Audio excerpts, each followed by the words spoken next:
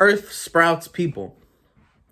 Once there was nothing, just a storm in the void before the gas and dust combusted, running a collision that formed planet Earth in our solar system. The moon, formed by another planetary collision, broke off just to be wrapped into our gravity. How come you don't call that a miracle? Our first ancestors were single-celled organisms that lived in the sea. Think bacteria. It grew out of the water as vegetation and active creation. Scientists believe that the mitochondria combined with that cell, asexually divided itself, morphed into a fish that grew legs and walked on land. How come you don't call that a miracle? From the sea walked out creatures of every form it could take: giraffes, elephants, dogs, zebras, and the snake. Our closest ancestors were the chimps and the bonobos. Both animals reside in Africa, where civilization and humanity made its first mark. How come you don't call that a miracle? Our ancestors are very much alive in the tribes around the world. Their wisdom is more than gold, it's pearled. To read history, one must speak to them. They will tell you that we created art and made it transferable to the body. They wrote tattoos upon themselves to mark their homeland. They wrote of their courage and battle. How come you don't call that a miracle?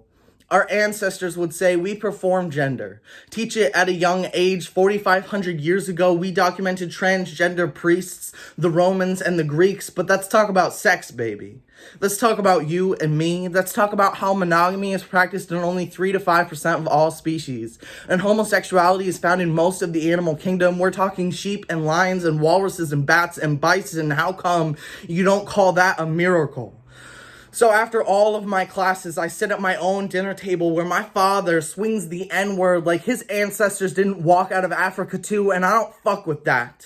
After all of the science and history, my mother tells me to be happy in the body I was born with despite the manhood that calls to me by name, and I don't fuck with that. My president tells me there is a threat of Mexicans crossing an invisible border that we made up one day. I'm talking the transcendence of the Aztec people who rose from Mesoamerica, and I don't fuck with that. My teacher tells me that tattoos are unprofessional, but Otzi the Iceman is 5,000 years old.